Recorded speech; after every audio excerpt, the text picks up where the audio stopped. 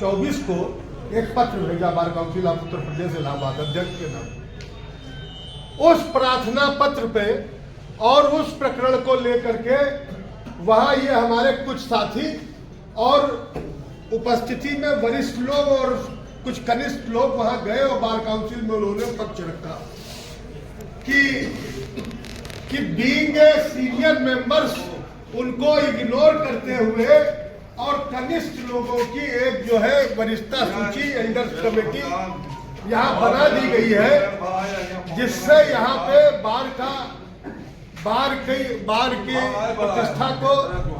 की प्रतिष्ठा को क्षति पहुंच रही है और ये जो है अनिश्चित तरीके से लोगों ने एक एल्डर्स कमेटी निर्माण करके और ये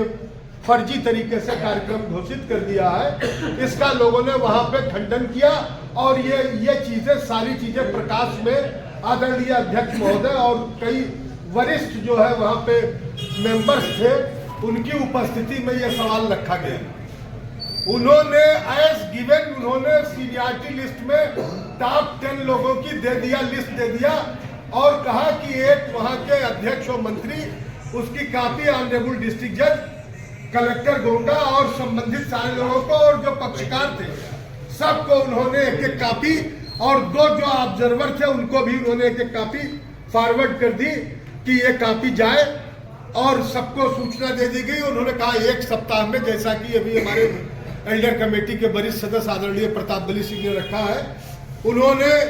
कहा कि एक सप्ताह में आप एल्डर कमेटी का निर्माण करें और 2 सप्ताह में चुनाव कार्यक्रम संपादित कराओ। इस पे कहीं कोई किस्म का कोई भ्रम या मतभेद नहीं था, न कोई किसी किस्म का संशय है। भैया जब बैठ जाते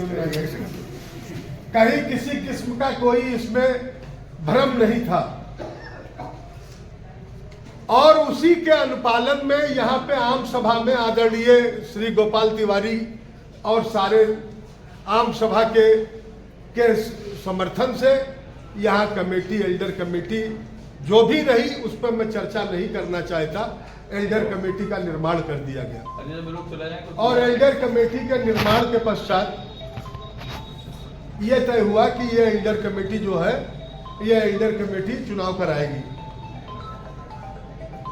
हेलो, ये एल्डर कमेटी चुनाव कराएगी और उस क्रम में हमारे संघ के द्वारा अध्यक्ष और महामंत्री की और समस्त जो है अधिवक्ता संघ के जो भी उपस्थित स्ट्रेंथ थी उसके बीच आम सहमति से तय हुआ। हालांकि उसमें कुछ चीजें ऐसी भी रही जिसमें वहां को रहा, मगर मैं उन पर न जाकर के जो भी एक आम सहमति से जो भी तय हुआ अध्यक्ष और मंत्री ने तय कर दिया।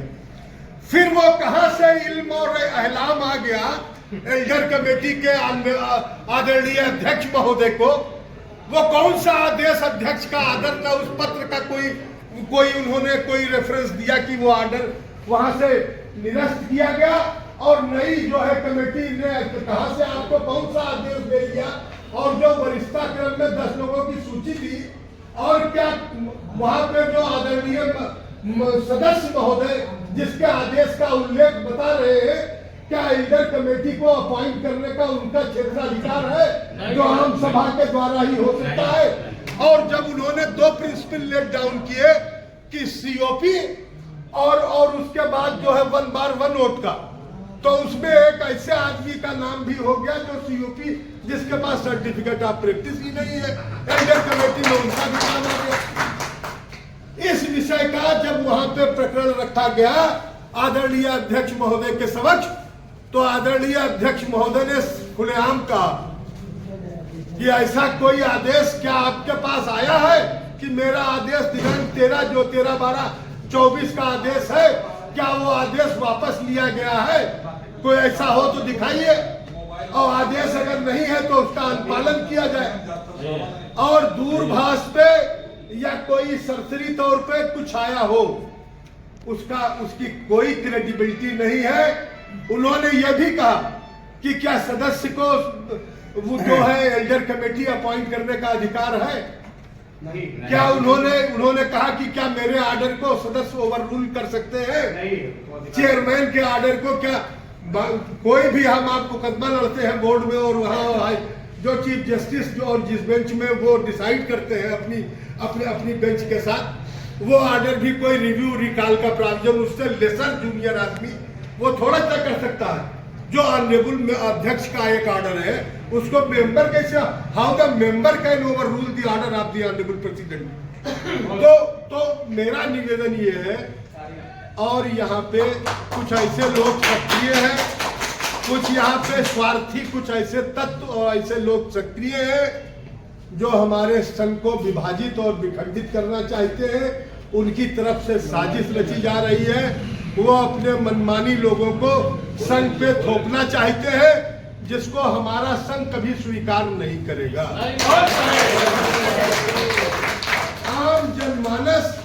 आम अधिवक्ता उसी को तय करेगा जिसका योगदान इस संघ को बनाने में अपने खून पसीने से और अपने पुरुषार्थ से और अपने प्रारब्ध से, जिसने इसको शुरू से आशीर्वाद दिया है और वो इसको अब सिंचित किया है, वही आदमी यहाँ संघ, वही आदमी को मौका दिया जाएगा और वही आदमी पुनः उसको ही हम लोग अब स्थान देंगे और उसी को हम लोग अपना अध्यक्ष मानेंगे। हमें थोपा हुआ ऐसा कोई भी आदमी जो किसी भी अनैतिक तरीके से, अनैतिक और अवैधानिक तरीके से अगर कोई बनाया जा रहा है तो उसका कोई ना उसके किसी कार्यक्रम का हम समर्थन करते हैं, ना उसके किसी भी चुनावी का, ना उसकी किसी भी चुनावी जो है किसी भी किस्म की किसी भी सारी कार्रवाइयों का हम एक स्वर में खंडन करते हैं। हम कतई स्वीकार नहीं करेंगे कि यहाँ पे एक आदमी हमको थोप के दिया जाए जिसको हम हमेशा के लिए ला दे। इसलिए ये बात मैं बिल्कुल साफ कर देना चाहता हूँ, किसी आदमी को कोई ऐतराज हो, किसी के मन में कोई शक शुबा हो इस मीटिंग के बारे में, या इस हम लोग यहाँ पे इसलिए इकट्ठा हैं कि आदरणीय अध्यक्ष महोदय के आदेश के क्रम में, जैसा उन्होंने परसों भी ये कहा है कि जो आदेश है उसका आप लोग पालन करें। और रह गई बात ये कि अब रह गई बात, और मेरे संज्ञान में ये भी आया है कि जो 2 मेंबर्स थे उन्होंने नॉमिनेशन भी अपना वापस ले लिया, उन्होंने कमेटी से रिजाइन कर दिया और उन्होंने कहा कि न हम लोग अब ऑब्जर्वर है,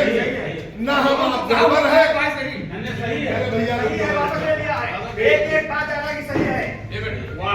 देखिए वो अब ऑब्जर्वर है। आप लोग धैर्य से सुनिए, बहुत मतलब की चीज है, बार काउंसिल का निर्देश बताया जा रहा है, थोड़ा धैर्य से सुनिए, धैर्य बनाए रखिए भैया प्लीज। हाँ, न वो लोग अब ऑब्जर्वर है, उन्होंने रिजाइन कर दिया और न वो यहाँ के किसी कार्यक्रम में आएंगे। तो जैसा कि हम लोगों के संज्ञान में है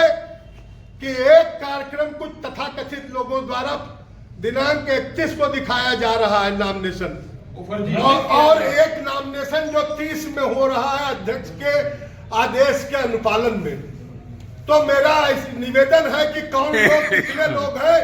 जो 30 का आदरणीय अध्यक्ष महोदय का समर्थन करते हैं, कितने लोग 31 का समर्थन करते हैं। करना पड़ेगा। तो अब अगर कोई साथी अगर 31 का समर्थन कर रहा हो,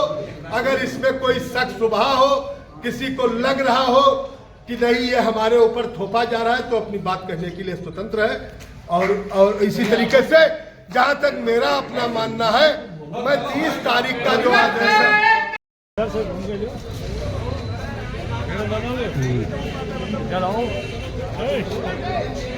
Yeah.